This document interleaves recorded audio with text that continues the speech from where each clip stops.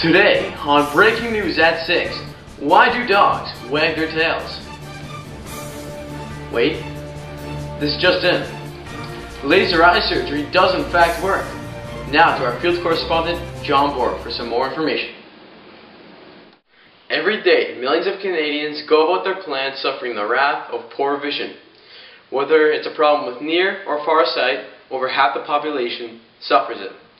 So the question to be asked is why? Breaking news at 6. Reporting live from all around the world. With your host, John Borg.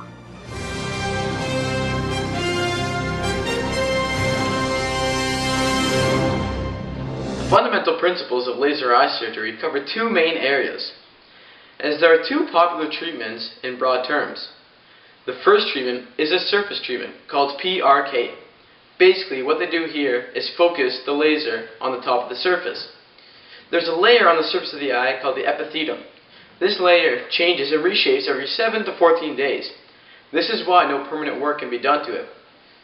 Therefore, they gently remove this layer and apply the laser to a much more permanent layer of the eye. Secondly, we have the LASIK procedure. This is a lot more popular now. Basically, the surgeon creates a very small flap on the tip of the cornea. This is later on folded over. Next, they apply the laser to the center of the pupil. This allows it to reach down into the lens where it could shift and remove tissue. According to specifications, that is. Now, the flap is returned back to its original position where it is all set to regrow and heal. Now, John, when would a patient choose or use any of these particular surgeries? Well, Jim, considering that in the long run the results will be identical, it truly does not matter. However, the only difference is that with LASIK, it takes a little bit less time to heal, considering that only the edges of the cornea must grow back.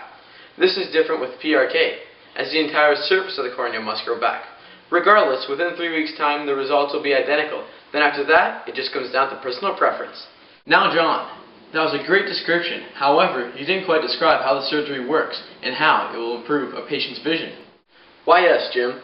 While looking at this diagram over here, it is very clear to see that the retina is what receives an inverted projected image at the back of the eye. This is why opticians must remove or shift the lens in order to control the amount of visible light let into the back of the eye.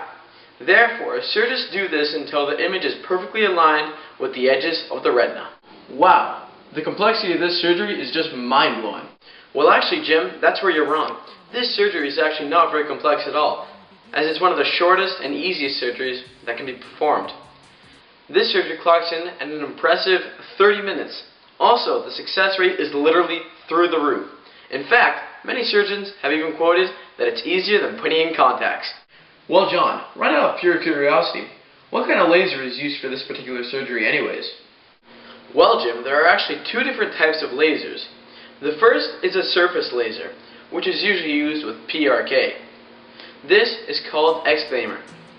It's an extremely short wavelength, at about 193 microns. This ray falls under UV or ultraviolet rays. This particular laser is not one steady beam, as it quickly pulses several hundred times a minute. The second laser is called the femtosecond laser. This is actually the laser used for LASIK procedures. This is a much more powerful laser, as it must be able to pass through the iris and the lens with ease. This also explains why the laser is a high-intensity infrared laser with a wavelength under 1 micron. Wow, now that is just truly amazing. But John, what does laser even stand for? Well, Jim, laser is actually an abbreviation that stands for light amplification by stimulated emissions of radiation. Wow, imagine having to say that every single time. But John, this is a little off track. But how does one's vision become poor anyways? Well, poor vision is actually linked with several things. Generally, it's the fact that a person's inverted projected image does not line up with the edges of the retina. However, it is often linked with several other things. For example, a person with extremely glossy eyes tend to have or see not as well as others.